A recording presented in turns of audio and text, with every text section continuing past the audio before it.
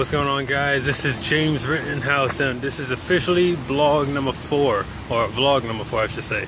So yeah, this is vlog number 4, guys. Super excited. And the reason why I say that is because this is my 4th day in a row doing this whole vlogging thing. I said that I was going to do this from Monday to Friday, and it's now Thursday, so that's 4 days now, so I'm pretty happy about that. So remember, guys, if you want to succeed at anything, then you need to be consistent. You need to be consistent in what you do. Stay committed to what you say that you're going to do, and you're going to be all right. So anyway, guys, I had to get that little rant off my chest. So anyways, guys, today's video is going to be titled The Seasons of Life. And I had originally gotten this concept, this idea from a man named Jim Rohn. Now, if you haven't heard of Jim Rohn, then I strongly suggest after you finish watching this video to look up Jim Rohn. That's spelled Jimrohn. He's a great guy. He's probably one of the biggest personal development / business philosophers that ever existed, and he's someone that I learned a lot from. And I'm sure if you look him up and you get a look at some of his material, he actually has a lot of material on YouTube, so I definitely suggest looking him up. But anyways, guys, I want to share with you the seasons of life, and I feel it's so appropriate because, you know, life, it does have like these different seasons. Like, there's going to be some high times and there's going to be some low time. Like, things are never going to be good all the time, 100% of the time, and things are never really bad all the time, 100% of the time. The answer always lies somewhere in between. Like, you're going to have your high cycles and your low cycles. So anyways, I'm going to break down to you how he broke down the seasons of life. So first, we're going to start off with winter.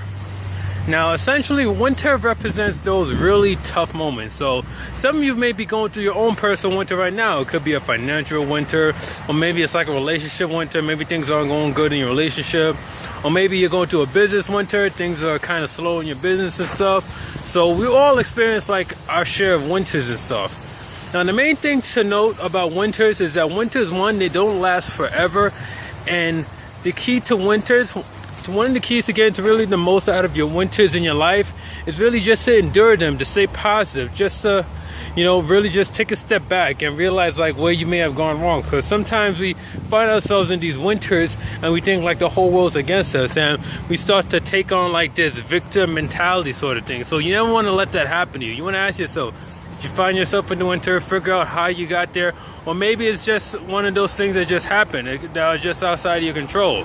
You know, I mean, at the end of the day, we can't plan for everything. So the key to winters, use it as a time to grow, use it as a time to just kind of lie dormant for a bit, you know, recuperate. And then, because what happens after winter? What happens after winter is spring. So essentially, spring is like a time of opportunity. That's when like you start seeing like the flowers growing and stuff. Like, it starts getting a bit warmer. Now, springs are pretty much, like I said, springs are opportunities. So we only get but so many windows of opportunities in our lives and stuff. There's gonna come a point where we're not gonna, well, there may be an opportunity that comes, and if we don't take advantage of it, it's going to pass us by and it may never come again. So the thing with springs is you want to take advantage of the opportunities that you're given. Now, understand that opportunities are never guaranteed, but it's still important to take advantage of them because you never know when the next one's going to come. Like, life is just random like that. But anyways, guys, that's spring. Now, what happens after spring is summer. Now, summer is essentially, now after you've gone and you started doing your thing in the spring, summer is really just about maintaining, you know, because summer, if you think of summer, think of like when the weeds start growing and stuff, and you got the little critters that are coming around and they're trying to essentially take from your garden. They're trying to go and destroy what you've been working on. So with summer is about, you know, just maintaining that discipline, maintaining your consistency, making sure that your crops stay healthy, because after summer comes the fall, and the fall is the harvest. So after you've been doing your work diligently all summer long, finally when we get to the fall, you can go and you can collect your harvest, and you should reap without complaint. And if, let's say, if you don't have a big harvest, so to speak, in your fall, then either way you need to take responsibility for that, because that's essentially what the fall is. It's a harvest. It's a time to just kind of gather what's been worked on all through the summer and what was planted in the spring.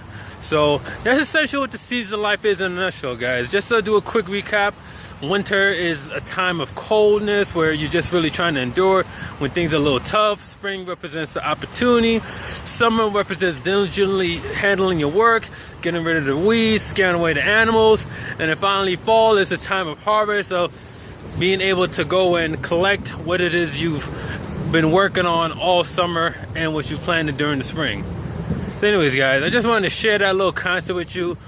Hopefully you may be going, like I said, no matter what season you're in, just realize that it doesn't last, and there's different things you could do to capitalize on each season that passes by.